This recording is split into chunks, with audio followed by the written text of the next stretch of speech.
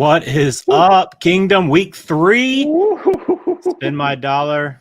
We got Nelly. And for the first time, live and in person, Sir Veza, what is up?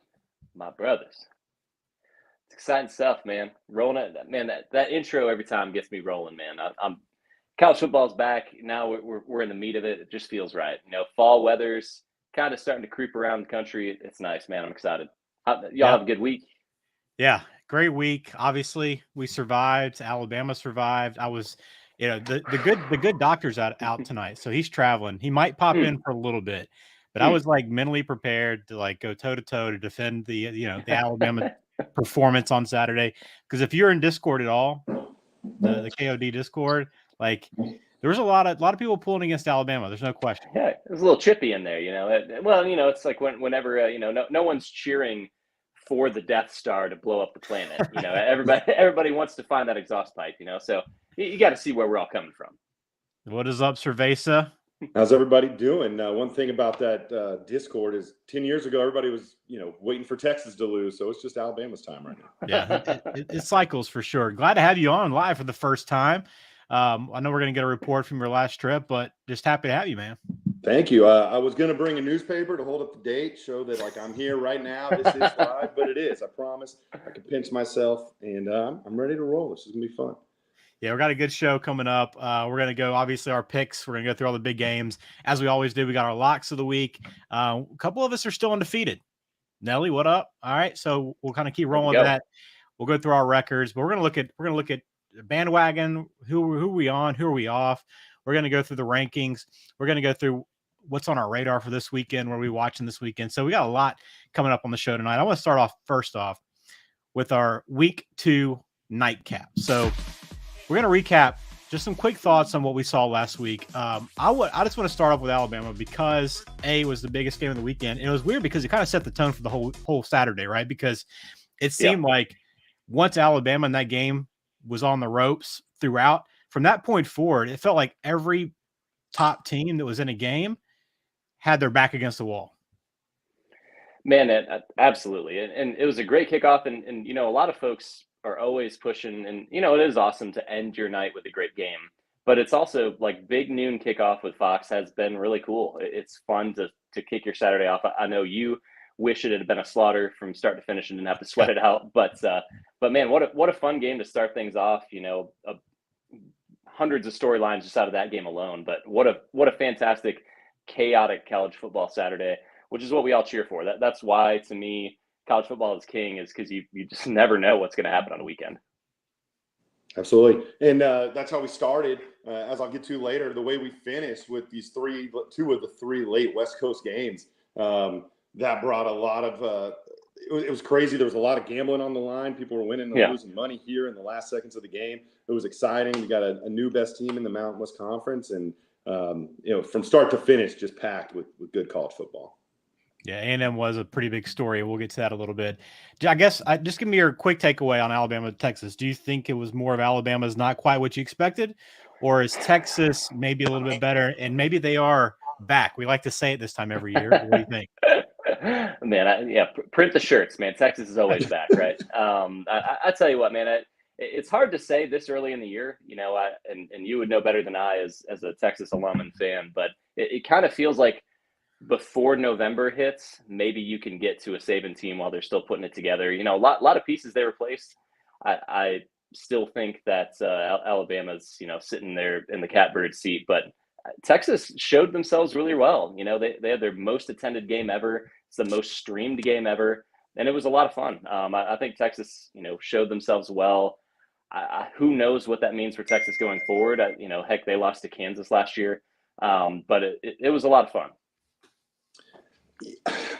Here we go with Texas again. I got my Texas jersey back here. I don't know where it is. A good doctor who's not with us right now. But haven't we seen this from Texas before? Haven't we seen them start the season with a big win? Texas is back. Then they go 7-5. Now they're down their quarterback for a handful of weeks. They might be down Card too. They might be down their second quarterback. We've seen this. I don't think this week is going to be a pushover. They have as much talent as most teams in the country. And for the last decade, they've underperformed. So I for one, am certainly not ready to say, oh, Texas is back and they're going to go 10-2 and compete, they can, but they've got to prove it. I'm not ready to put them on any pedestal. Yeah, they look physical for sure, much more physical than they have in the past. So we'll see. But yeah, you're right. Big game this weekend. A&M on the other side of that rivalry. A&M. I mean, I don't know what to say about them except, hey, Jimbo, it caught up to you this summer, right? But their offense has not progressed at all, and I'm glad for App State because it's a great story for college football. But bigger picture is A&M just doesn't have it. Man, it's so crazy with them because, you know, and my favorite tidbit is I'd forgotten this happened. Is last year they had extended Jimbo, so they're on the hook for $100 million fully guaranteed, no matter what. So you know, Jimbo's not sweating. You know, he's like, yeah, sure, you know, things happen. Yeah, but to your point, the offense, man, a chain. I mean, he's unbelievable. The defense is really, really good. How can the offense be that bad? You know, Jimbo's known as this guru. Really, he's just, you know, kind of similar to like in the NFL, where if an offensive coordinator can attach themselves to a quarterback that has a fantastic MVP season, they kind of written for the rest of their life as this guru. And Jimbo really has kind of ridden Jameis and you know that talent success he had at FSU, because what is going on?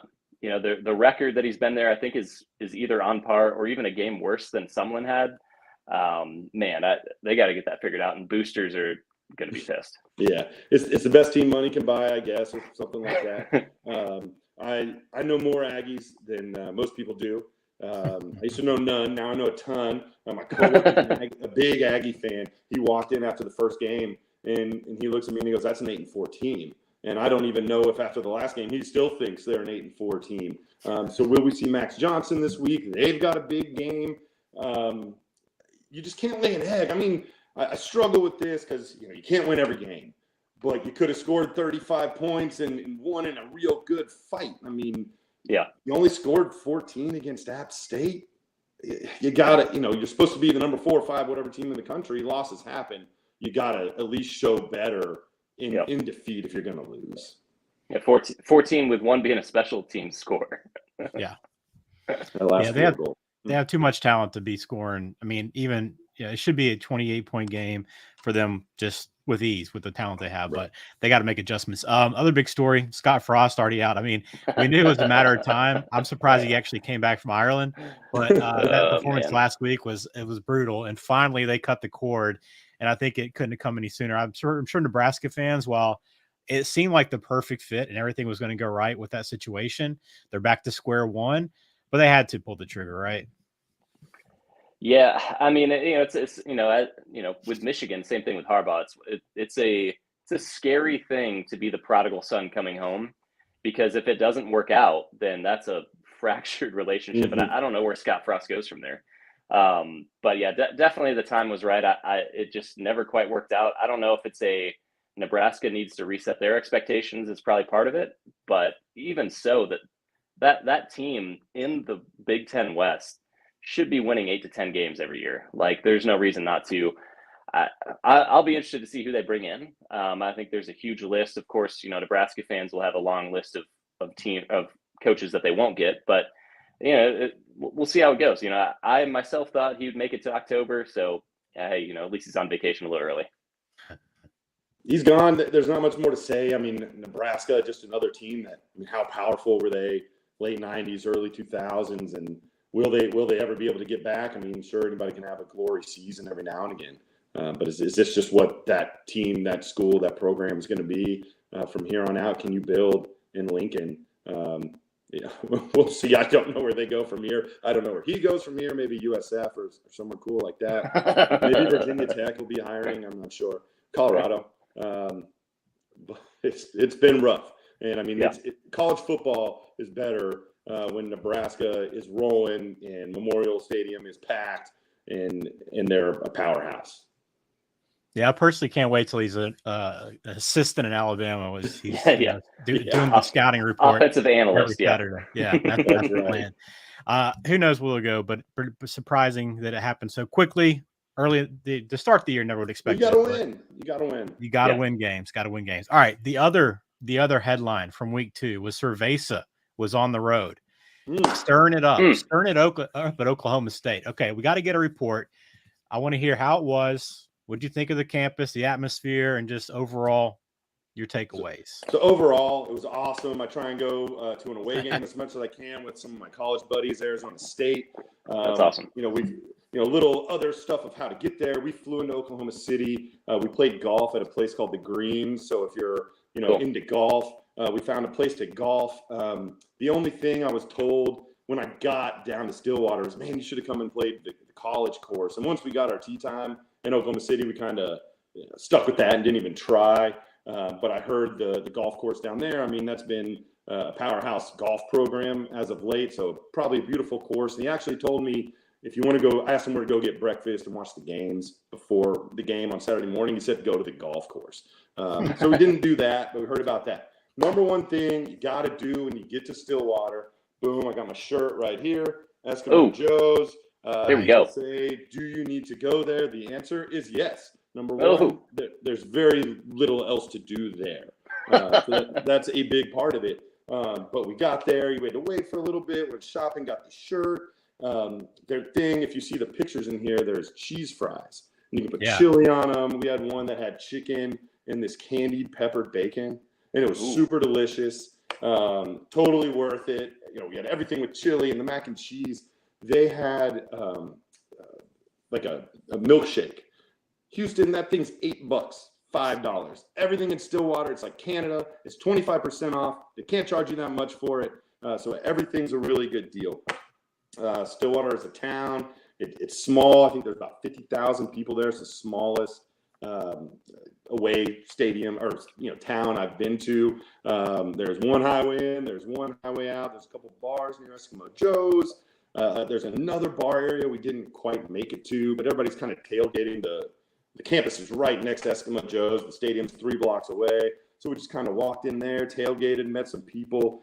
I can honestly say the nicest people that I've possibly met on any trip. I've been to Bama. I've been to Georgia. There's been a lot of awfully nice people. These people were almost too nice. One of the beautiful things about it is that they all hate OU, and growing up in Austin, it's just an easy thing for me to get into. Yeah. And I actually ruined one guy's day, maybe his life, I don't know, because they have a lake next to it called Boomer Lake. And some kid told me to go there. And so I asked him, I said, does it bother you that there's a lake called Boomer Lake right here in Stillwater? And he's like, you know what? I've gone my whole life. I never thought about it one time. So I think I ruined the lake for him. So the people were super nice. I have a pretty funny story. When I was at the tailgate, I'm chatting with some people, what's y'all's favorite all-time Oklahoma State player? Unanimously, it's Barry Sanders, obviously. Yeah. I like to always ask people people's least favorite types of food, their least favorite bars. So I said, who is your least favorite Oklahoma State player? And they waited a second, and there was a beat. And at the same time, they just said Brent Parker. And in 1988, Gundy was the quarterback. Barry Sanders was on the team. They were playing OU. They hadn't beat OU in 11 years. 4th and 15, last play of the game. Gundy throws a pass. It hits this guy right in the chest, right in the hands, and he drops it. So Brent Parker, we've been thinking about you. We've been drinking about you. We hope you're doing all right. We hope they let you back in Stillwater. There was a picture in there of me being interviewed from some co-ed. And, I'd had some drinks. I'm just nonsense talking. And afterwards, she just looks at me and says, that's the most detailed interview anybody's ever given. That made me really proud. I can see that. So there we go. Get into the stadium. They don't wand you. You just, show them your ticket and walk right in. Wow. It's a U-shaped stadium. It's real tall.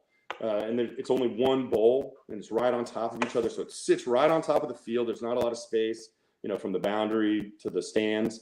And they had like a orange, white, black sort of thing going around the stadium. It hadn't gotten loud yet. I've gone on some road games out of conference. Michigan State paid the biggest price for this. And, they just weren't loud early. And it gives you a chance to steal the momentum. We're up 3-0. Finally, they start getting it back.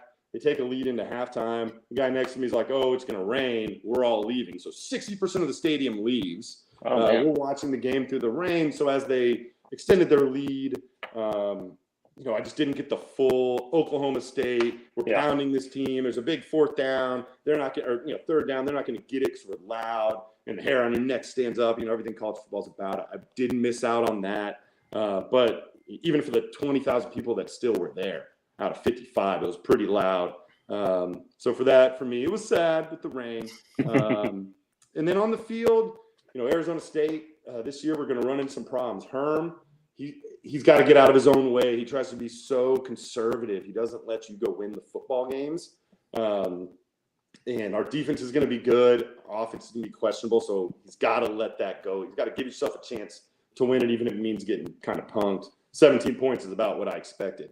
On the Oklahoma State side, I've been drinking, but nobody jumped off the page. Even the quarterback, nobody was just like, man, this guy is just one of the best in the country. It was rainy. It was a weird night, but I wasn't overly impressed. Not that they can't be more impressive or I can't drink less or something like that. But all in all, super seriously, 10 stars for Stillwater, Oklahoma. Nice. Thank y'all so much. We really had a great time, and I hope y'all's team gets to play down there to give you a reason to find your way down into Stillwater. Cool. How were you feeling after those that plate of French fries that you showed there? We went kind of rough. We went straight home, and at the Airbnb we got, it had like 10, 15 arcade games, like Pop-A-Shot, Nice. the off-road game with like 3 people from like the 90s, a NASCAR game we could get into. So, we just ate our sorrows away, played all these games, and it was. We watched the football to close out the night, which I'll get into later when we talk about covers and things like that. So nice. We just napped. Yeah, milkshake, those fries, a chicken thing, a Frito pie, and macaroni and cheese. There we go. Yeah, that's Healthy. not what you do. That's what you got to do when you're on the road. Oh, very important. That's right. No if rules. you go to Eskimo Joe's and you go on Saturday, you can't get the fries. You can't get the cheese fries. So if you're going down there Sunday, watch some NFL. Friday, get there early. Saturday, good place to be. Ain't getting fries. Nice. Very important. Good report. Anybody else hitting the road this year for another game? Oh, where are you going? Yeah, I'm gonna be at the A&M Miami game this weekend. All right. No sweet. way. Yeah, no rest for the about. weary. My buddy's cousin, Jake Lichtenstein, number 55, be in at Miami. There we go. And we're gonna go. It's gonna be a rough day. It's gonna be a really rough day. I'm not gonna get up until 3 a.m. But and I'm not gonna have as in-depth eating at places. But the culture, the massive stadium. I'll let y'all know what it was all like out there. Are you going to yell practice while you're there? I'm gonna stay here. I hope so. I got going to Sushi Omakase. We're gonna really get crazy at the sake bar. So no, Nice. no, absolutely not. And we'll talk about yell practice later. I hope. Yeah, definitely. Nice. What about you, Nelly? You going anywhere? Yeah.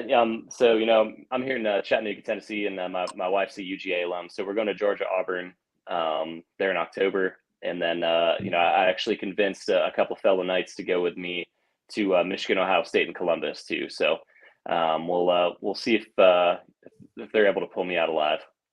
Okay. Well, yeah. Try and convince me. Let's talk. That'll be fun. Let's do it. Nelly, any other anywhere? takeaways for you this weekend? I mean, I know you're Michigan Wolverines. I know we'll talk about them a little bit. I got some thoughts on them a little later. But any other big takeaways? Because there was a lot happening this weekend. Man, it was one of those where, and I think usually how it shakes out is you have this chaotic weekend. So I think coming into this next one, we can maybe expect a little more chalk. That was kind of my main view from it. Some teams got exposed. I'm gonna dive head in on Notre Dame here in a little bit, but they were definitely a major takeaway for me this week too. Yeah.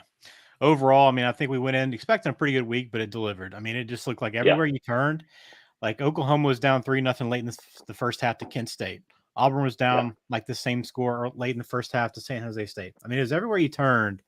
There were some big names that were on the ropes, but it just speaks to survive in advance, right? And that's what Alabama did. So a couple other teams did. You win those games, you move on. You forget about it in a couple weeks, right? It's just a victory. So we'll see. It was also a big bonus for people that are big fans of the playoff expansion, because this was one of those weekends. It's like, okay, see, we could have some fun if we have 12 teams playing. So we'll see what happens. We'll get Sir Veza back here in a second. We're gonna have sad state of affairs because we're gonna play off his sad that he's been pretty good at. But I want to also point out a couple of things in this segment as well that is bad about college football. A couple teams that have stood out to me that have been very bad. I want to start off. Did you see the Nevada Incarnate Word score at all? Man, they flashed It's okay it up. if you didn't, because nobody's watching that game, right? Well, yeah, I wasn't watching it, but I did flash it up, and it is anyway. Continue. Well, I was watching it ahead of time because the spread was like 3 or 4 points. Nevada was a 3 or 4 point favorite over an FCS team, right? So I was like, okay. Yeah. It went down to like 1 right before the game. It shot back up. It was moving a lot. So I'm watching it, paying attention. Nevada lost, number 1, right? They got 55 points. The Incarnate Word, okay, an FCS team. They lost 55-41. Not only did they give up 55 points, Incarnate Word had 2 turnovers and 18 penalties, and they still scored 55 points in Nevada. So once Sir Veza gets back in here, I'm going to have him throw me a sad, because, I mean, this is a good program last year, and they've fallen off completely. Man, Jay Norvell stripped him, man. He took everybody with him on the way out of town. I'd love to hear like a little more in depth of the background of what happened at Nevada, because he takes all of his coordinators, he takes all of the starters to Colorado State with him, and man, really losing an Incarnate Word in an FCS, which I have no idea where that school even is. Yeah. That's brutal. Yeah, it's one of those teams now that I'm just like, whenever they're playing, and they've got a big one against Iowa this weekend. So just a little hint, that might be part of the conversation later today. Which, yeah, we'll dive into that later. But how insane is that? When I saw the line, I saw that they had lost the Incarnate Word, and man, so bad. I got one more for you. Sad state of affairs. Okay, so Middle Tennessee State beat Colorado State this past weekend. I don't know if you saw Middle Tennessee State the first weekend. They lost 44-7 to James Madison. Okay, 44-7. They got outgained 548-119 to James Madison. Well, last week they beat Colorado State. Okay, a Colorado State team that you're familiar with, right? Because Michigan's running through. I think Michigan's running through the worst teams in college football right now. But there was at halftime. Okay, at halftime, I sent the screenshot to a buddy of mine. At halftime, Colorado State was down 27-0 to this team that got run by James Madison. And at halftime, they had 35 total yards against Middle Tennessee State. They ended up coming back and making it like a 15 or 18 point game. They finished with negative yards rushing against Middle Tennessee State on 34 carries. Negative yards rushing. So Colorado State, sad state of affairs. Goodness gracious, man. You may as well, we can look at once non-conference is done for everybody, and we can just have the whole sad team list, and at least 3 of the top 5 are going to be Michigan opponents in non-con. Looking at my sad teams there is Notre Dame, man. Talking through the situation in South Bend, Marcus Freeman, first ever coach to start 0-3. My favorite thing is, Notre Dame fans, which I'm sure every single college football fan knows a Notre Dame fan. And it's a situation of, they had the number 1 recruiting class in June for this year. They were chirping and letting everybody know about it. They were talking about, hey, forget the bowl game where we blew a 4 touchdown lead. Just the first half is what you need to remember about this team. Going to Ohio State, Notre Dame literally played the perfect game plan. They played not to get blown out. So I'll give them credit for that. But goodness gracious, losing at home to a team that you're favored by three touchdowns against. No clear answers on offense. Defensively, they're good enough defensively, but sad state of affairs up in South Bend. Yeah, very sad state of affairs. Well, when we get Sir Veza back in, he's having a couple technical problems. When we get him back in, we'll let him sound off on his sad state of affairs, because this is going to be his segment to own. We had some fun with it in his recorded videos, so we're going to let him have some fun with it as we go on. But we'll move on, and we're going to keep it rolling throughout this. A little bit of time on last week before we move into next week, but bandwagon jumping. So let's kind of think through, who are you on or off after last week? And we've kind of touched on some teams, but is there anybody that you're completely off of now, or now you're on board with? Yeah, so I'll give you one of each. So completely off of, just to piggyback my last conversation, Notre Dame. Marcus Freeman is going to be coaching for his job if he can't get it sorted quickly. I think he'll right the ship enough to make a bowl game, but is that, preseason top 5? Like, is that what they were hoping for? So hopping off of them for sure. Hopping on is a team they just faced, the Marshall Thundering Herd. 24 transfers. They're calling themselves the Transportal Kings. And I mean, you look up and down that lineup, it's all cast-offs from Power 5. I think they had 4 or 5 coming from Florida State. They had a guy coming from LSU. I mean, they had all over the country brought in these guys that played at a high level last year. What can they achieve at their level? I don't know, but it's a team that I think will legitimately compete to be a 10-11 win team throughout the year, and they certainly weren't on my radar. So I impressed with how that game went. Want a quick other hop, skip, and a jump to USC. I've fallen in love with them. I think that the defense has made strides. They had 4 turnovers against Stanford. Stanford probably gave away a few of those. Week ahead before that, they had 3 touchdowns defensively. Defense has stepped up. Offense is going to be there for Lincoln, so I'm a fan. Very good. I'll give you mine, and we'll bring Cerveza back. A&M off the bandwagon of A&M, right? I wasn't a complete believer ahead of time. Like, I didn't think they were a national championship contender necessarily, but after what I saw last weekend, and not taking away from anything from App State, they're a good program, good team. But if you can't take care of business at home, you're not going to compete, and their schedule gets worse. It's a real grind the rest of the way. So forget them. And one guy I'm on now, no team here. I'm going player for you, Nelly. I'm on JJ McCarthy. I'm buying it on JJ McCarthy. Now, let's go. I don't know why your boy Harbaugh continues to play musical chairs with this rotation, but I needed to see last weekend that he gets much more out of the offense than McNamara does.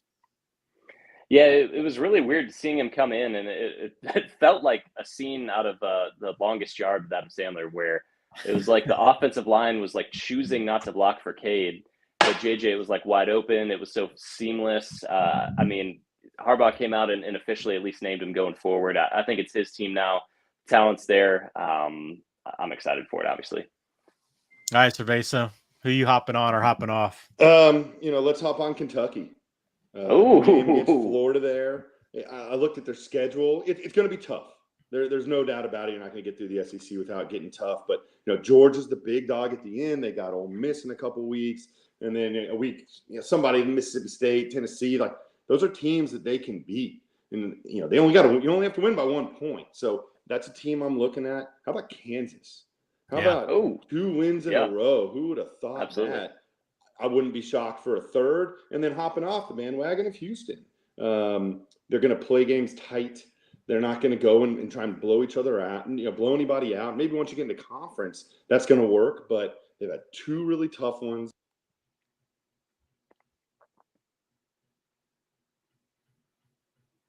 Yeah, I think we lost you there. But Shane mentioned Wake Forest. Not quite on their bandwagon yet, but it does get me thinking. Like, it's a weird year because basketball schools are all of a sudden finding their footing in football right now. North Carolina, Duke, Cerveza mentioned Kansas. It's a weird year so far. Yeah, Wake's obviously exciting for them to get Hartman back. Offense looked like the real deal at Vandy. Vandy's defense had been okay to this point. So, I think Wake, as long as Hartman's fully back and healthy, they can be what we thought they were, 9-10, win team and compete for the division. Yeah, no doubt. Any other thoughts on that, Cerveza?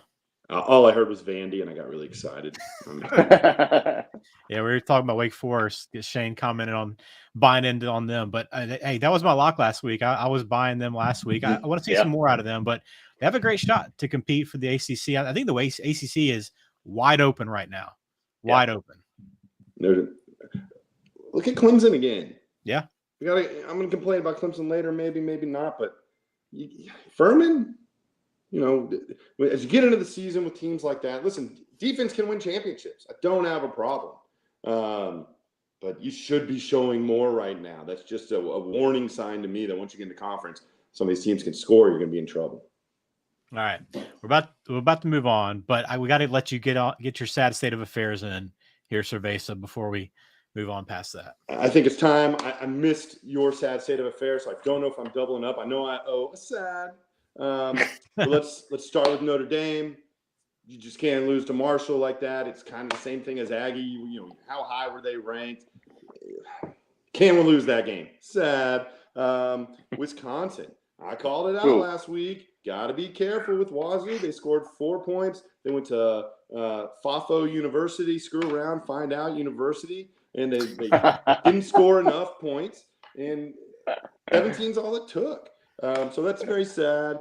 A&M, we already talked about it. Very sad. That midnight yell, that video is hilarious. I mean, let's be real. They do that every week. Yeah. It's just funny seeing it because that's normally how people, definitely not me, talk about them behind their back into their face. So that was sad. My biggest sad, Colorado. Oh, my God. Super sad.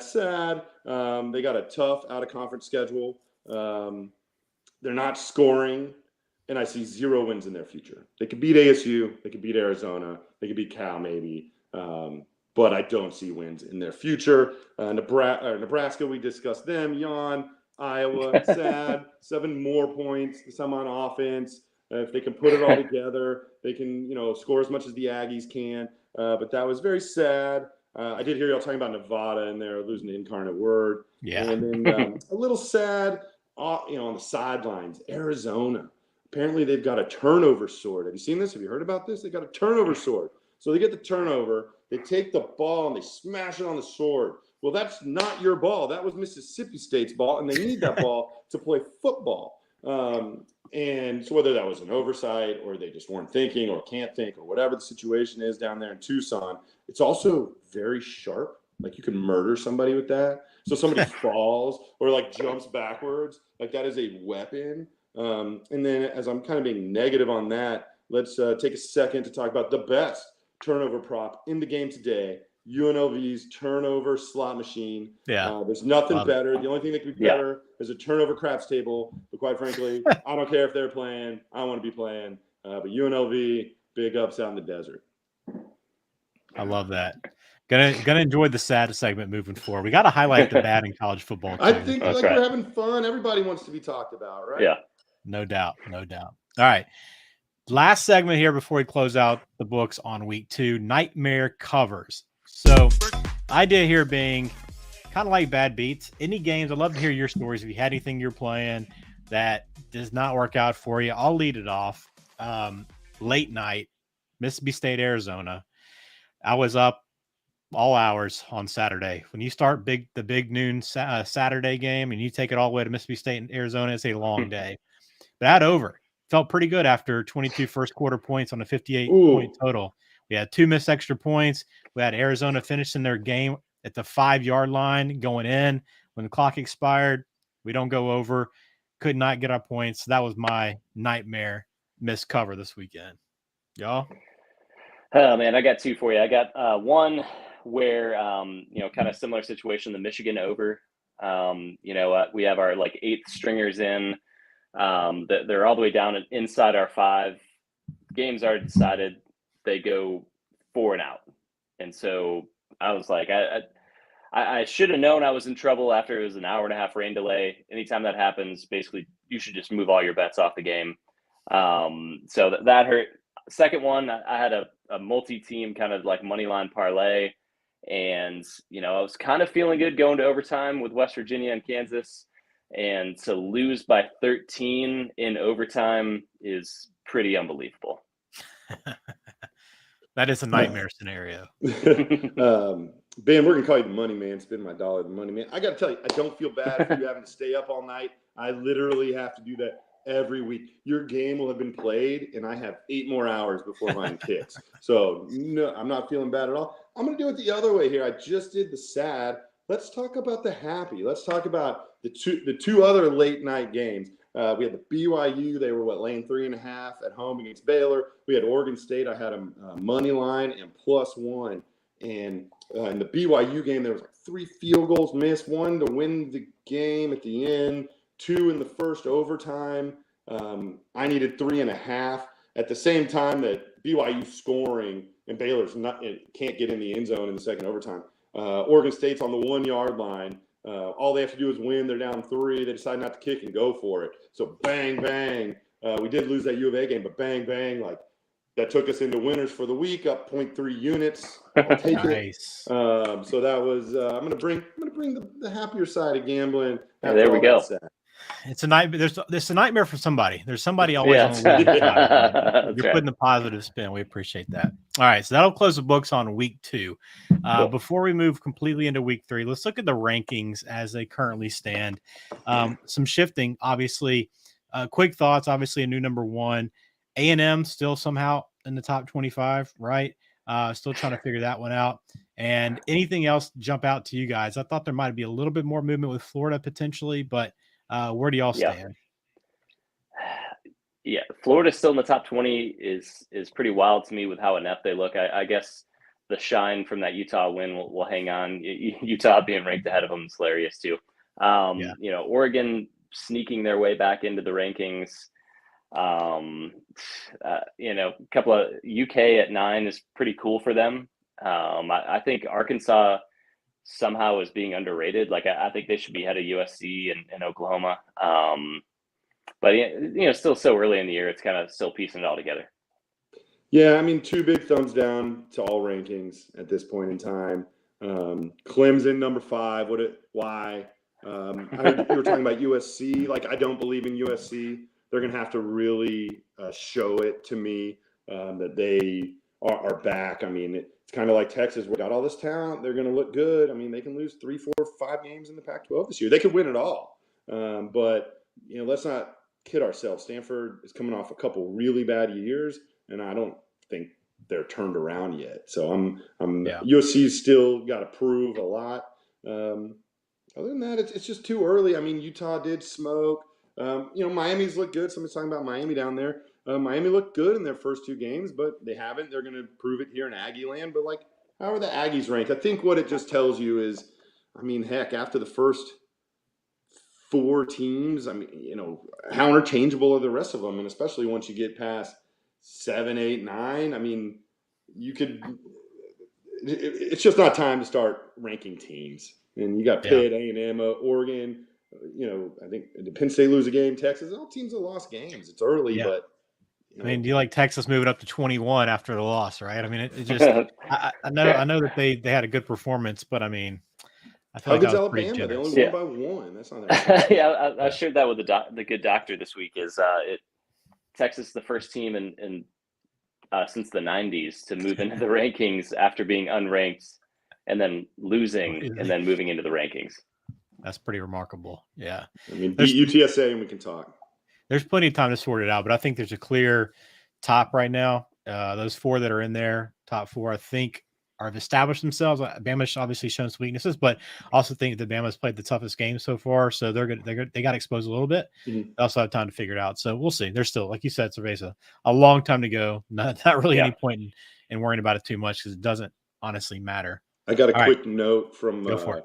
the guy that gives me my alpha, and he studies everything. I mean, he probably hasn't slept in the last 4 days, and that's not a joke. But he just said this is the worst Bama team we've, you know, not to make it be they suck, but this is, you know, the worst Bama team since 2016.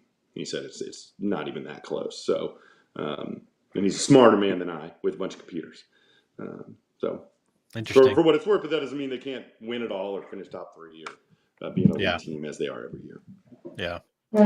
You can't argue that right now. I think we'll see a lot more how they respond to this, but yeah, I wouldn't disagree with that after that performance, but we'll see. All right, let's move into this week's games. Great slate. We're going to be picking tonight's games, the top 6. What we've identified as the top 6 matchups for this weekend. We'll pick those by the spread. We're keeping our record. We got our locks of the week coming up. But before we get into all that, let's start off with a little bit of stock options. So idea here being, who is somebody you're watching this week that could potentially take a big step forward on your big board or a big step backwards? Who wants to start?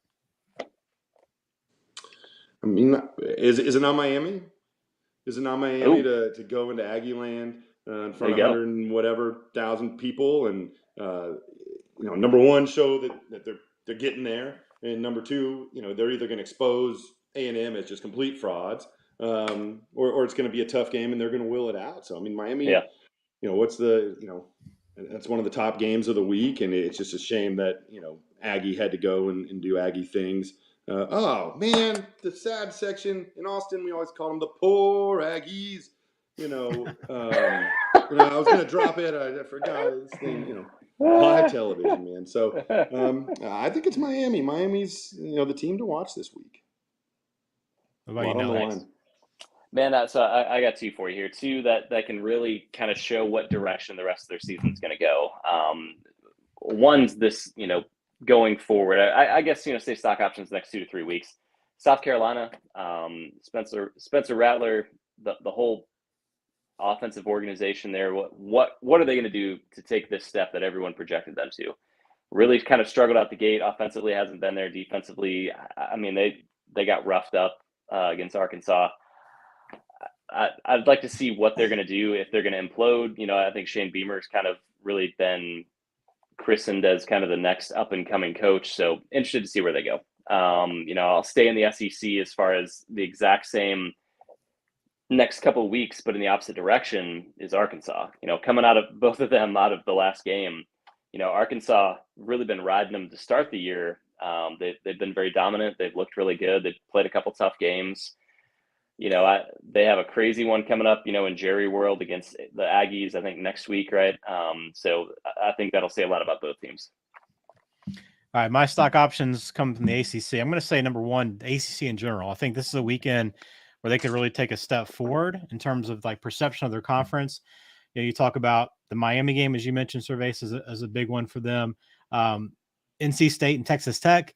Mm-hmm. Texas Tech's not a great team necessarily, but they're 2-0. It's a Big 12 matchup. They're at home. It's a game they need to take care of business. And then, of course, the one I also want to kind of lump in here twice is Syracuse. So there's been some Syracuse chatter in the Discord about, Schrader at quarterback. And, he's been obviously an upgrade in that offense. And he's been really good so far. 5 touchdowns, no interceptions. They got a Purdue team this weekend. I'm really curious, are they potentially a team that can compete in their division this year? I think this weekend will tell us a little bit. Yeah, man, you got to love Sean Tucker's phenomenal running back. Bummer to see, the heart and soul of that defensive lineman on Syracuse I think he tore his ACL. So, 5th year, 6th-year senior. But I'm with you on that. Syracuse could in retrospect, looking back, if Syracuse looks dominant this week, was Louisville, are they a good, decent team and they just ran into a really good Syracuse team? That's a great question. That's interesting.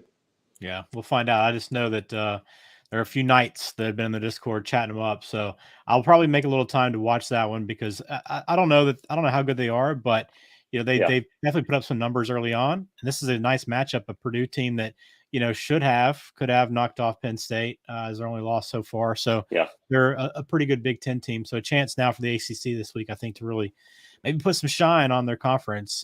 They've fallen flat in this spot before quite a bit. So what will they do this weekend? All right, on our radar. So what other games? This is kind of just before we get into the bigger games. What else are y'all watching this weekend? What else are you curious about? Really going to lock into? Vandy, baby. Vandy. 2.5-point dogs. They're going to Northern Illinois. This is number 3. This is for number 3. That's all you need. No ties here in Vegas. And, they got one, they play Missouri as well. That might be another shot, but early in the season, can I stop sweating this mid-September? I had Syracuse on the list. How about App State? They just had that big win. They had an emotional game against North Carolina. Troy can, play with anybody and, those type of teams. Are they going to be fat and happy and get punked at home, or are they going to show that was for real? Kansas at Houston. I'm really, living in Houston, I'm extremely intrigued by that game. Houston, they keep getting punched in the face. Yeah. So far, they've been able to respond. Heartbreaking loss against Tech. Kansas has nothing to lose. Same thing as App State, Wazoo, playing Colorado State. You're going to go home and give up everything you just grabbed in that Wisconsin game. You mentioned the Tech game, NC State, Nevada and Iowa. That'll be. I hope nobody has to watch that. And UTSA at Texas. Can Texas bounce back? What's their quarterback situation going to look like? UTSA is not going to roll over. This is a shot at the big dog in state. And don't be surprised if that game goes long into the night. Close. What about you, Nelly? Man, so it's funny, a couple of the games that Sir Veza mentioned. So like App State Wazoo, both 17+ point underdogs last week. Now they're both double-digit favorites this week.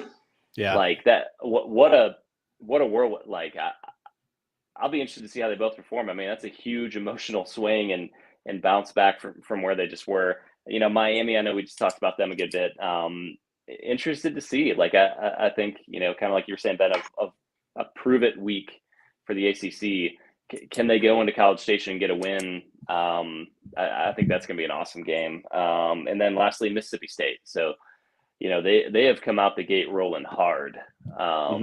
Interested to see if they can keep the momentum going. So I don't know. Those are 3-4 games I'm kind of checking out on there. I do think I saw somebody threw in the Discord there or in the chat of Notre Dame. I think they have to bounce back or Freeman's going to really start feeling it. So I'm with him on that. Yeah, that point spread's smaller than you would think it would be. But that Cal is going to give them a tough game, I think.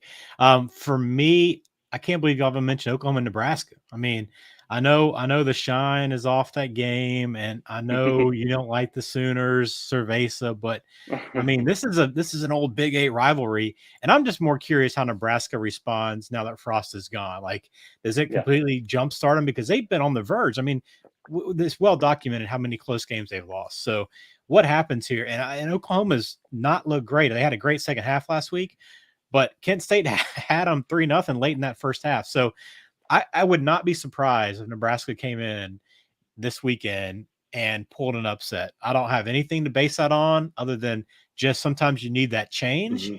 But this is still a game that I'm very curious about. Yeah. I think it's a fun one, man. I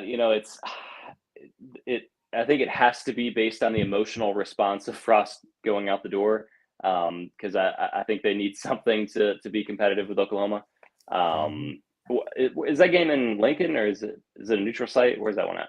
I think it's Good question. Lincoln, I think right? it's Lincoln, but yeah, cool. I believe. But yeah. Also curious. So we know that game day is going to Appalachian State, right? Great venue. Are y'all more interested in the show this weekend? I mean, I still like it, and it's always on in the background. I don't get like excited necessarily about where they're headed unless it's like a different venue. But I think this weekend is going to be a lot of fun, even though it's a game with Troy. It's great Sun Belt matchup. But is that must watch TV for y'all on Saturday morning? Especially this weekend? No. The only thing worse than watching it on TV is being there. Yeah, well, being there is much worse than watching it. Yeah, So I can definitely co-sign on that. Yeah, it's I've been to a couple game day, and it's you go there, you get the picture, and you kind of keep it moving. Yeah. I mean, I guess it's cool they move it around. It does kind of feel like to me a little bit of a letdown whenever it's to a smaller situation. Of course, that could just be in the back of my mind hating App State for the rest of my life as a Michigan fan. That's true. But I mean, I think they need to do something fresh with the show. It kind of feels like they've gotten a little stale the past couple years. That they brought Pat McCaffrey on, and that feels like a good energy jolt. So we'll see what they do. And it was it could have been Miami A&M, could have been Penn State Auburn. You don't take care of business, you don't get the perks. And I think it's great for App State. They're going to have fun. They're going to be going ape shit. They already did. They're riding on the top of cars. Who doesn't want to be in Boone, North Carolina this weekend? I love it. All right. We're about to get to our picks here in a minute, but I want to throw in a little bit more betting here on the show this week. And because I know Sir Veza is always throwing us his inside info, his picks for the weekend. I know there's a ton of chatter in Discord about it. So we're going to have our lock of the week. Obviously, that's our favorite pick coming up here in a little bit to close out the show. But Kingdom Conviction. So where are a few other games that you're looking at right now that you feel pretty good about from a betting standpoint? So kind of looking on here, three that I'm loving, three that I feel pretty good about, and one's from a game you mentioned. One's the Michigan over of 60. This is our final tune-up game against a JV team before Big Ten play starts. JJ is going to want to prove that he belongs as the starter. They're going to ring up a whole bunch of points in the first half. I think that you'll see a situation where Harbaugh has always done this, where he gets the reserves in. So they'll, in the second half, you kind of can do some scoring. I think 60 is a pretty low. It's supposed to be nice weather. I feel good about that one. Notre Dame -11. So kind of piggybacking off of what somebody threw in the chat there for a bounce back game. I do think they have to bounce back. I think it's kind of a tense situation. You can't start 0-3 to a season. I think they're going to come out and try and prove it. So I do think Notre Dame finds something offensively. Tyler Buchner might have been part of the problem. I don't know. And then lastly, I do think Oklahoma 10.5, I think, is where that line's at now. I like them going on the road. I think that they too are trying to prove a point, kind of similar to USC, kind of proving they belong. So I think they're going to try and go out there and embarrass them. Nice.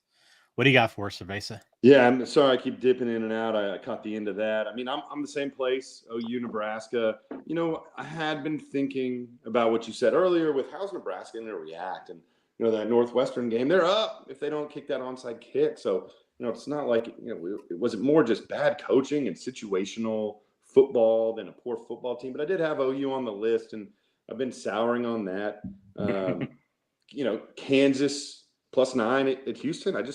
If Kansas is anything like they've looked the last 2 weeks, 9 points is way too much. Houston is not there to beat your pants off of you. But one that I've been liking more and more as I look at it, Eastern Michigan at Arizona State, under 56.5. Arizona State's not going to score a bunch of points. If they are, I'm not prepared for it. Eastern Michigan hasn't scored a bunch. ASU's defense is the best part of their team, so 38-10 is more than covering. 41-14 is a cover. I just think I can't work the ASU. If they score 50 points, drinks are on me. Come to Houston, no problem. Flights on you. But yeah, Eastern Michigan at Arizona State under 56.5. I'm liking it a little bit more every day. I like that. Question for you, Nelly, is we got McNamara starting this weekend, right? He's still slated. JJ's been named the starter going forward. Oh, he has. Okay. Yeah. They're not still alternating. Okay. Mm-hmm. Well, that'll change some things then. Yeah. So that may be a good first half bet. A couple that I'm looking at. Believe it or not, I'm probably going to go with Iowa this weekend. Cover all those points, huh? Land 23. I know they scored 14 points. I know they have like 300 yards of offense in 2 games, but Nevada is putrid, and we talked about it. I mean, they got 55 points. Incarnate Word, and Incarnate Word had 18 penalties. So I think 2 things. Nevada is awful, but I think Iowa, they have to figure out on offense. They've got to try to get something going. And this is a game where like you keep your foot down, and maybe that means they score 30 points. I don't know if that's putting their foot down, but I think they just try to do everything they can offensively to jumpstart this and try whatever they can to get the offense going. They got a perfect opponent. 23, like this should be for a Big Ten team that's pretty good. I don't know if this team's pretty good, but normally a pretty good Big Ten team against this Nevada team should be like a 35 or 40 point favor, right? It's a bad Nevada team. So it's 23. We get the benefit of Iowa getting off to a horrible start. So I kind of like that one out of the gates. And everybody zigs, you zag, baby. You got to. Georgia State, a team that's lost 2 tight games early on, right? Lost to North Carolina last week. They play a Charlotte team that's given up, I think, 8.5 yards per play. They're giving up 8.5 yards per play. And that's 3 games. They got 3 games under their belts too. So it's not like it's 2 bad games. They have 3 games. I'm looking at 2 things here, either total potentially, because I think Will Reynolds might come back for Charlotte and that offense could get going a little bit. Georgia State's defense, not their strong suit. Or I'm thinking maybe even the Georgia State team total could be another angle I'll look at. I just think there'll be some points scored against that Charlotte team. They probably cover the number, but I'm looking more towards points being scored. So that's what I'm looking at. And then also looking at Wisconsin in New Mexico State. Again, bad team in New Mexico State. I don't think there'll be a lot of offense in this one. It's be a game that Wisconsin probably jumps out early. It might be a good first half bet potentially, but I just think they run the football. New Mexico State's probably not going to score. And this thing's going to be pretty low scoring. The only thing that will screw you here is Wisconsin might win 47-0 and cover the 46. But I just feel like, or the total of 46, they might win 47-0 and cover that by themselves. But I just think this is going to be a low scoring game, ugly football.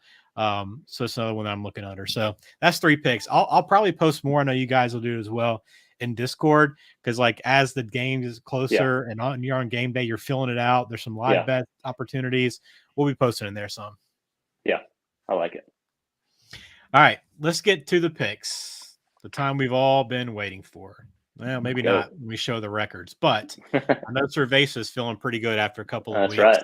His record Good. is looking King of the strong. castle. I'm not even trying, guys. I'm just doing it with one hand. Here it is. 9-4, leading the way. Nelly has creeped into second. Nice week last week, 7-6. I'm still hovering around 500. The good doc, got a couple wins last week, but Is that why he's not here? What's going on? is that why he missed out this week? Maybe he'll pop in and defend his picks here in a little bit. We'll see. But that's the record this week. So we're going to run through. We got 6 games. We picked 6 games. Again, just be known, these aren't our favorite games. These are just the games we know everybody will probably be betting. We'll know that you care about them, so we're going to be picking them. Which one we leading off with here? Friday night, Florida State, Louisville, ACC matchup. There you go. Louisville, nice win last week, a little bounce back against Central Florida. One of the losses I took last week in our picks. We got them back on the board against the Florida State team that starting to feel a little bit of confidence. 2.5 points. This game being played. Is it Papa John Stadium? Is that still what it is? What are we at here? Start us off, Nelly. What do you got for this one? Man, I really went back and forth on this one. I think Malik Cunningham is the difference maker in this game. He looked much improved at UCF. I mean, that was still a really ugly game. I mean, really sloppy. I mean, that's just the best way to describe Louisville is they're just kind of a sloppy team, which the Scott Satterfield hire is so bizarre to me. It feels kind of like a Scott Frost hire where it just felt like it was a home run and made a ton of sense. He's really scuffled up there. I think Florida State has gotten, they played a terrible team and then they played what probably is a bad LSU team and got to win. I like Louisville in this game. I'm going to sprinkle a little money line bet on that. I think they get it done. Friend Beyond the Loan likes the over in this one. What do you like, Sir Veza? I mean, I'm seeing Florida State -2.5 here on my paper. I got +1.5, so I'm feeling really terrible about my pick. This is the beta, guys. Do not go with Sir Veza on this unless you have other info. I mean, you brought up the good point where, teams make the biggest jump between the first game and the second game. And Louisville really showed more, in that second game after really nothing in the first. So that makes me more hesitant, but screw it. I circled Florida State, the Fighting Mike Norvells, Johnny Wilson at wide receiver. He's going to probably catch 3 balls and drop 2. But they've got another game under their belt, I think. They've had a little more time to get their legs under them. So let's just pretend I'm really confident and go Florida State. I mean, I still don't think Florida State's a very good team, right? They've had an extra week since that LSU when they barely snuck out. And I'm not sold on Louisville. Like, I don't like this game at all, like either one of these two teams, and I completely don't know what to expect. But I'm going with the home team on Friday night with Cunningham being the difference, as you said, Nelly. I think like he did have a little bit better week last week after kind of a disaster of a start in his terms from what his expectations were. So getting points at home, I'm more not sold on what Florida State brings. And then this is kind of a game where Louisville, they find a game every now and then where they just completely turn it on and they're on, they've got a Friday night. They'll be kind of center stage for this one. I think it's the spot where they come out playing well, but again, don't feel great about it, but I'll lock in Louisville. How wild is it? Louisville has back-to-back Friday night games. How weird is that? I know. Beautiful if you're in Louisville. A lot of brown water will be flowing on Friday night. No doubt. Good. All right, game number 2 this week. This is a good one. This is Oregon BYU. BYU, we know their schedule is brutal this year. They're going through a slate here early on. They're getting 3.5 at Oregon. Oregon had a great 70-point output over where they play Eastern Washington last week. Bo Nix threw for 5 touchdowns. Now they're 3.5-point favorites over this ranked BYU team. Sir Veza, you start us. Yeah, I mean, let's stay with BYU. Maybe I'm just a little too in love with the past and how they played last year, especially when they kicked the crap out of ASU early in the season. But all they got to do is stay within a field goal. Oregon, again, that great improvement between week 1 and week 2. But I think BYU just punches enough to slow Oregon down where it's just, if Oregon can get up 17-0, this game is over. But if BYU can make it a slug, it's 7-3 at the end of the first quarter. We get to half. It's a close game. I think BYU, they've already been in a close game this year. I think without a doubt, A lot of doubt. BYU 3.5. Give it to me. I like it. Man, so this one, BYU is they're just beginning their journey of teams. Of course, now one of the toughest games I had to circle on their schedule is Notre Dame. I think they're better than Notre Dame. So kind of see what they can do the rest of the way. I like the hook. That really at 3.5 is what got me. So taking the Cougs on the road, I think Oregon wins this game really close. I think they might win. I think they win by field goal. That's why I like 3.5. It's going to be a fantastic game. Yeah, it's another game I'm going back and forth on it. And this game feels like it's begging you to take BYU, right? Like that number, that line after what we've seen BYU do. And I've got BYU. I'm taking BYU, but this is one like on Saturday. If you talk to me, I probably might change my answer and lean Oregon. I just think with BYU, I think they're a little bit better of a team. Bo Nix, I don't trust them in big spots. Yeah. That's the point. But I still look at BYU. They've had less than 300 yards of offense against South Florida and Baylor, both those games. It's not a great sign. They are a good team, though. They've been playing well the last few years. They've established a culture there of winning, playing physical. This game means, I think, a lot more for Oregon to try to kind of climb back from that disaster of week one. So I've got BYU now, but catch me in the Discord on Saturday. I might change my tune. We'll see. But we got to sweep across the board with BYU on this one. We got some good stuff in the chat down there. Number one, Ben, true or false, you have a poster of Bo Nix in your bedroom? That would be a false statement, yes. You might have to prove that at some point. No cheating. And then somebody asked, should they take BYU money line? Looking at it, I just say take the points. It's plus 136. You're not getting some major payout. Yeah. I think you just take the points. Because there's as good a chance they get smoked as anything. Don't make it any more difficult on yourself. On the road, take the 3.5. Fun fact: Oregon 4 straight no covers against ranked teams against the spread. Okay, take the money line. All right, that's a good one. All right, another really good one. SEC Big Ten. We've got Penn State and Auburn, a game that was really good last year. Penn State got the edge in a matchup of two teams that were pretty average, but when they play against each other, it looked really, really good. It played out to be a great game. We might get a little bit of that this weekend. Auburn's still trying to find itself, especially offensively. Penn State, a 3-point favorite down in Jordan-Hare. It's a tough place to go.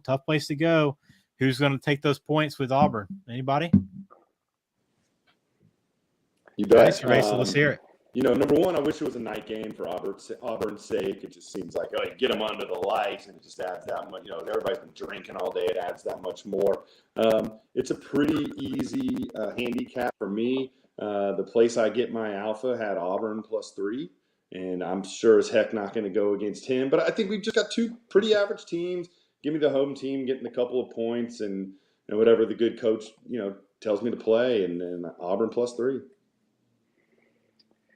So in this game, it was very easy for me. Not based on what I've seen out of Auburn. I think that they are, like you said, still trying to find themselves. I think Auburn is a probably mediocre at best team. I think Brian Harsin probably gets fired this year, depending on how much leverage he has over the boosters that he seemed to keep his job last time. This game all comes down to Frames Janklin. So James Franklin is just a terrible coach against the spread, a mediocre coach overall. So if we look back here, give some stats. James Franklin losing against the spread record overall as a favorite, losing against the spread as a road favorite, and overall against the spread has a losing record. I'm not a fantastic recruiter. Really good. People love him, but he gets in these situations. If it was a ranked game, consider it over because he is 2-18 against ranked teams. Absolutely Auburn. I don't know. I don't think either of these teams are very good, but definitely take Auburn. Would you call him Frames Janklin or something? That's right. His name? That's right. I'm going to make it a sweep again. Listen, it comes down to something similar for me. TJ Finley has been bad so far. I think Penn State has a quarterback edge in this one, but there's something about playing down at Auburn, right? If you're an SEC fan at all, the voodoo that happens down there. Certain times they're going to be up for this game. It's going to be electric atmosphere for this one. And like you said, Penn State, they haven't delivered on these kind of stages, right? To me, and I feel like that's kind of a similar spot. Now, if Auburn doesn't win this game, and let's say Penn State comes in and kind of runs them out, wins by double digits, I think that's a huge red flag for Auburn going forward. Where it could be one of these seasons where the wheels come off quick, and I know that they're itching for a reason to look for a new head coach. So right. I'm going Auburn too, but depending on how this thing looks, I'm curious how the rest of the season will play out for Auburn. So we'll see, but I'm going Auburn as well. They've gone 1-11 recently before, so they have done that. That was a great season, by the way. That was it was such a letdown. All right, staying in the SEC, one I'm really curious about, Mississippi State and LSU. So in Mississippi State, we saw last weekend, late night, went over Arizona. The Bulldogs have looked good early on. They're a very trendy pick in the offseason going into this year. LSU had a big win over Southern where they score like 35 or 40 points in the first quarter against Southern. So maybe Brian Kelly's got him back on track. He's showing up late at press conferences. So I don't know how locked in he's in this week, but they're only getting 2.5 points at home, right? And this is an evening game in Baton Rouge. Where do y'all stand? Nelly, start us. Man, I still am trying to come around to figure out what LSU is. It being a night game in Death Valley definitely lends itself to talent-wise matchups, see how that shakes out. I think Brian Kelly, as much as I dislike him and as much as that person he is a great coach. So I think he has a coaching heads-up advantage in this. I like the Pirate on the road. I think Mike Leach has enough. It's early enough in the year before everything falls apart for him like it usually does. So I think they'll keep rolling. Defense has been much improved, which is always a question mark on his teams. Offenses look pretty strong. That I just trust them more than what I've seen out of LSU so far. Give me a cowbell. I know Jaden Daniels as much more than anybody. And yeah, that's right, Mr. I'm gonna get one read. I'm gonna take a look at it, and then I'm gonna tuck it, and I'm gonna run. And this is gonna be his first SEC game. And let me tell you, son, kid, man, you're not gonna make it through the season. I don't know what he's weighing these days at ASU. I mean, he was slender. Hey, big props for him while he was there. I'm not going to hate on him, but it's who he is. He's a one read and run guy. I don't know if you're going to get away with it in the SEC, especially this early. Give me a cowbell. Yeah, I'll lay it. I don't know. We obviously did not talk about these beforehand, but we're apparently all on the same side. I'm on State too. I think it goes one of two ways. I think it's Mississippi State big or an LSU win outright. That's kind of the way I see it. Like if they cover, they're winning. But I'm with you on Daniels. His numbers aren't bad. You look him on paper: 5 touchdowns, no interceptions. He was 10 for 11. But you can't count what he did last week. No, you can't. And he can make some big plays with his legs. But I think everybody thinks about State as an offensive air raid, right, under Leach. But their defense really is good, and their defensive line is pretty stout. So they're going to get after Daniels, and they're going to cause him to make some mistakes. And he will, as you said, he's going to tuck and run. He's not going to be patient with it. And I think Mississippi State makes a statement in LSU. And again, I just think they're a better team overall. Forget about, this matchup in general. I was thinking they're just a better team. Yeah. And I think they get the win. So I'm going Mississippi State, laying the points down in Baton Rouge. Daniels had one huge game his freshman year against Oregon with Brandon Ayuk and Frank Darby, 2 guys in the NFL. Yeah. And other than that, I mean, ASU we had our own issues.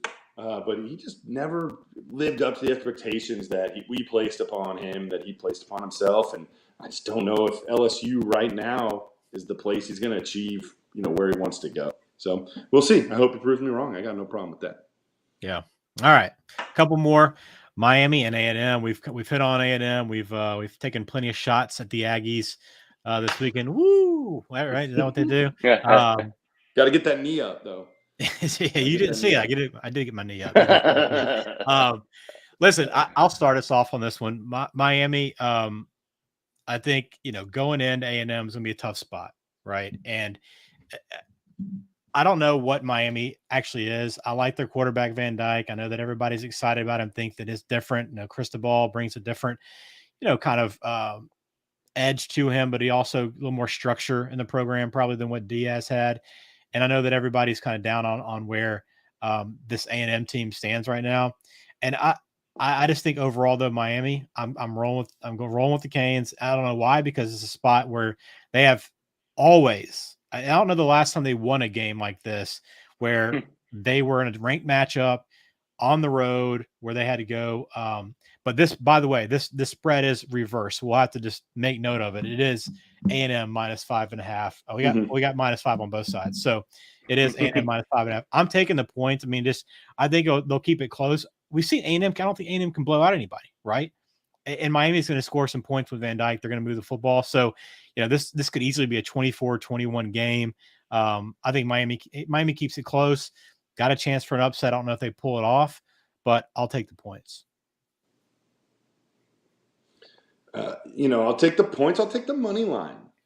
This is kind of one of those weeks where, again, with the zigging and the zagging, it's like, why would we lay points with A&M? They've shown absolutely nothing. They just got gutted last week. They got freshmen driving through parking garages, like it's that off-road game from the 90s I was playing.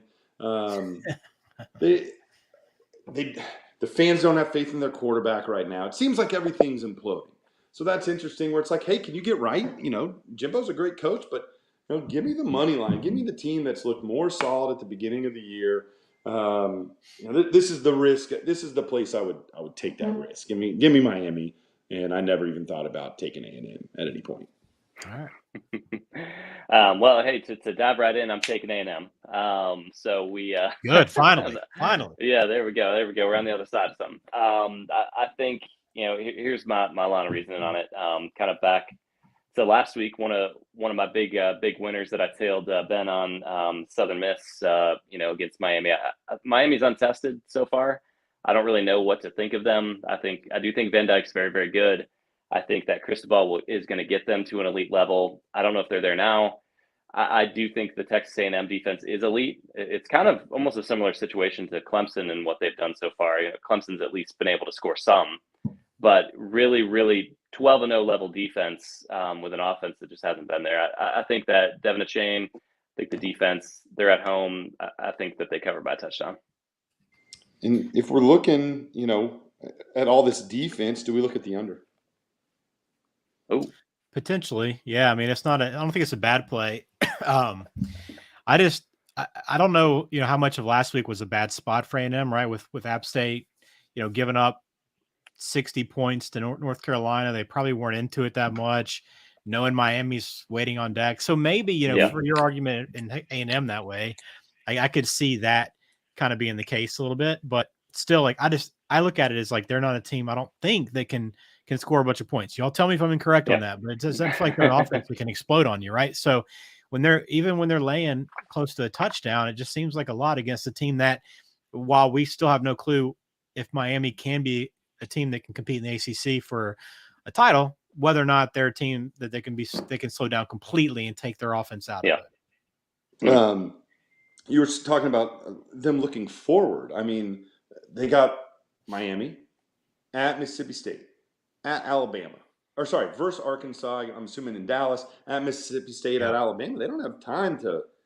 You can't keep not looking forward. I mean, if they're up again, they could be 1-5 like that.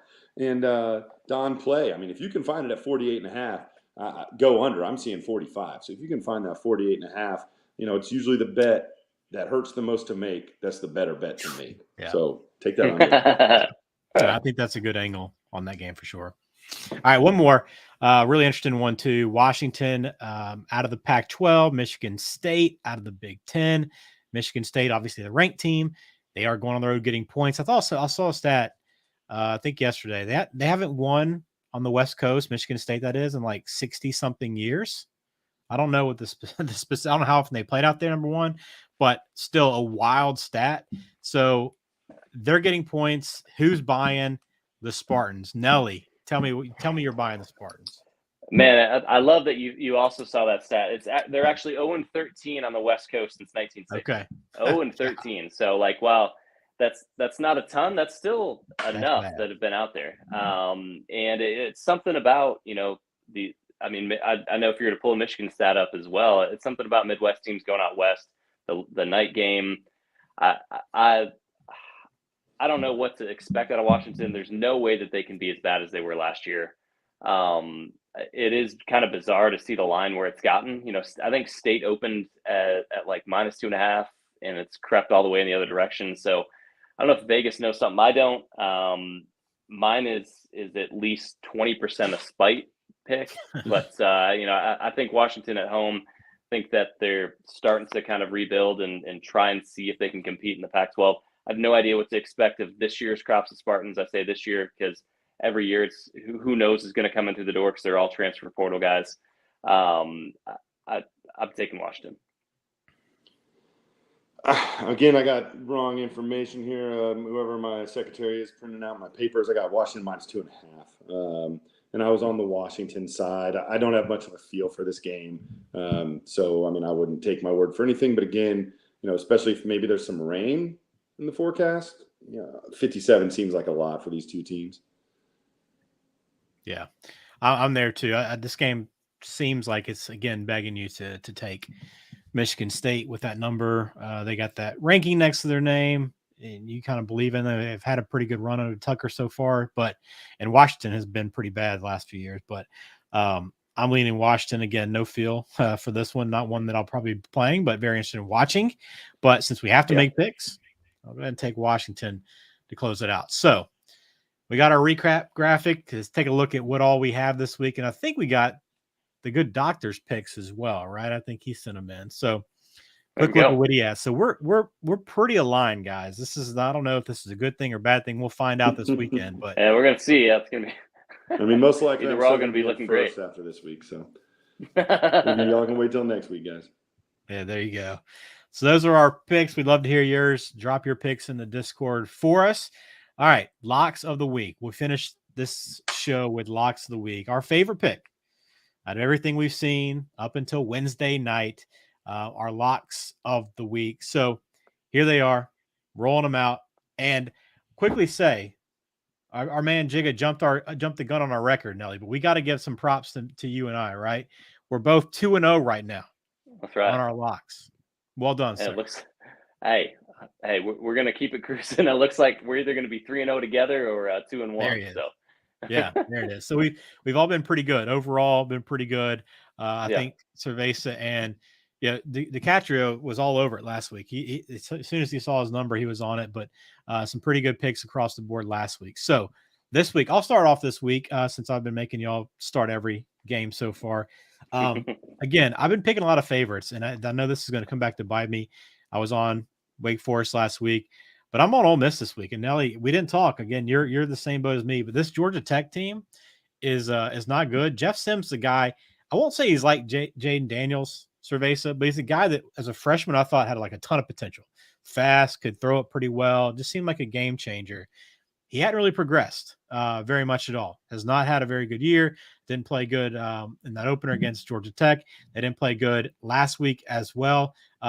In that game, he was 8 of 17 against Western Carolina. He completed 8 passes against Western Carolina, no touchdowns, 1 interception. He hasn't been good. Ole Miss's defense is better, I think, than maybe we anticipated. They even think they have the best defense in the SEC. Their players are saying that now. But more importantly, their offense is really good. And I think Lane has no problem scoring some points in this game. He'll probably take his foot off maybe in the fourth quarter, but 16 – there's not going to be an atmosphere at Georgia Tech, right? You're on the road, but it doesn't really matter. That's right. People are still watching the Braves right now, right? Or probably not even watching the Falcons because they're garbage too. But the Yellow Jackets, I don't think they bring any sting to this game at all. I love Lane Kiffin at 16. Run it up, baby. Come to the SIP, as he says. That's right, man. Yeah, he's got to come to SIP now. He's got transferred to the SIP, so he's got all the SIPs covered. Kind of just to piggyback off it, Jeff Collins, since he's been hired, is the worst Power 5 coach in America against the spread. His teams just get annihilated. He's a bad coach. Georgia Tech's terrible. I think Ole Miss is pretty darn good. You mentioned their defense is playing, a step ahead, certainly of last year. And offensively, Lane is never afraid to embarrass somebody. I think he takes joy in it. It'll be like playing in front of, what did Sir Veza say, a few thousand folks the game he was going to. So, I think Ole Miss big. Before I get to mine, I mean, man, I don't want to – let me just give you some Pac-12 knowledge. And I hadn't really thought much about the USC game, but some Pac-12 knowledge is if you're playing at Oregon State, which I believe USC is at night, it's a lot of trouble. And the only thing that doesn't make me really dislike that pick is if that game's in November, just don't be laying double digits in conference Oregon State at Oregon State in November. But that's a story for another day. Minnesota, like it. I love it. All you need to do is cover 4 touchdowns. They're playing Colorado. Man, I forgot to rhyme earlier on the sad segment. What rhymes with rough, man? Buff. The Buffs are garbage. They got smoked by TCU 38-12. They got punked by Air Force 41-10. Now they got to go play a Minnesota team in Minnesota that beat New Mexico State, who isn't that impressive, by 32. They beat Western Illinois. I didn't even know they had a football team, 62-10. And those teams aren't impressive. And what makes me love this pick is I don't know why Colorado would be any better than those teams. So you just got a team that's going to, if they have a chance to pound somebody, I think Minnesota's going to take it, lay the 4 touchdowns, collect your money, come down to Houston, buy me a drink, and Minnesota minus 27.5. Guys, I don't feel good about us all having big favorites this week. I got to be honest. Oh, I promised y'all a nugget. The top 8 teams last week, none of them covered the spread. None of them. Hey, good teams win. Great teams cover, right? Great. Hey, there you go. Great teams cover. All right, that's going to do it for this episode. Any last closing thoughts? Anything you want to shout out before we get out of here? Pray for me. Going into Aggie Land, it's going to be a late night. It's every time I go, I'm like, I'm never going back. And it's not a terribly bad place. I knew 2 Aggies going. Anyways, pray for me. And then again, Stillwater. If anybody out there's listening, y'all have a great town, a great football tradition, and go check out a game there. Very nice.